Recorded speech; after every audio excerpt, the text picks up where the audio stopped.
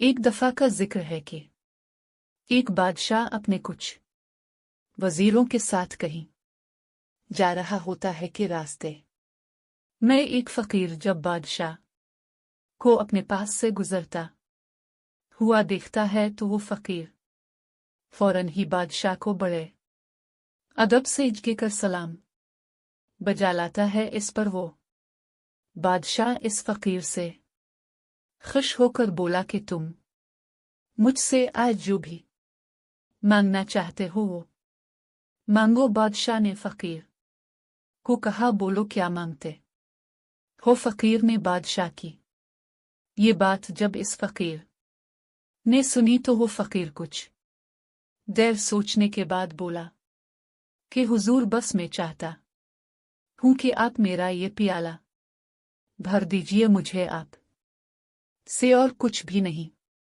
चाहिए। बादशाह इस फकीर की बात सुनकर हंसा और कहने लगा, बस तुम्हें इस के अलावा और कुछ भी नहीं चाहिए। इस पर वो फकीर बादशाह की बात सुन कर बोला कि नहीं, मुझे इसके अलावा और कुछ भी नहीं चाहिए। फिर इस बादशाह ने फौरन ही अपने सारे पहने हुए जवाहरात इसके प्याले में डाल दिए, मगर प्याला फिर भी नहीं भरा। ये सब देखकर वो बादशाह बहुत हैरान हुआ, मगर इस वक्त ये बादशाह की इज्जत का मामला था।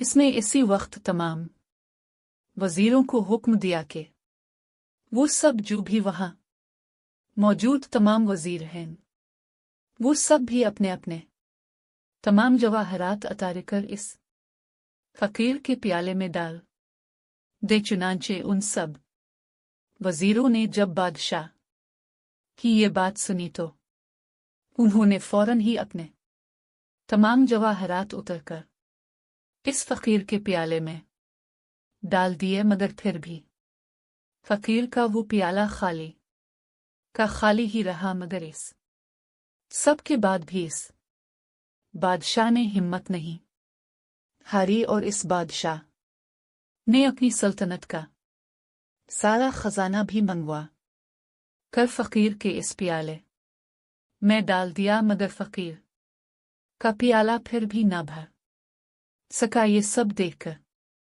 वो फकीर मुस्कुराते हुए जब वापस जाने लगा तो उस वक्त वो बादशाह अपने हाथ बांधे एक साइड पर खड़ा हो गया।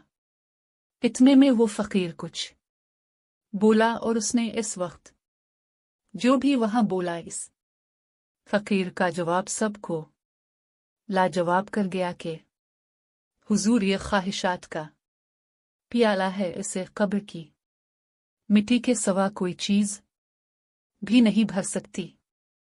ये सब है कि इंसान अपनी ख्वाहिशात की लालच को कभी भी पूरा नहीं कर सकता, चाहे तमाम दुनिया की दौलत ही इसके कदमों में क्यों न रख दी जाए।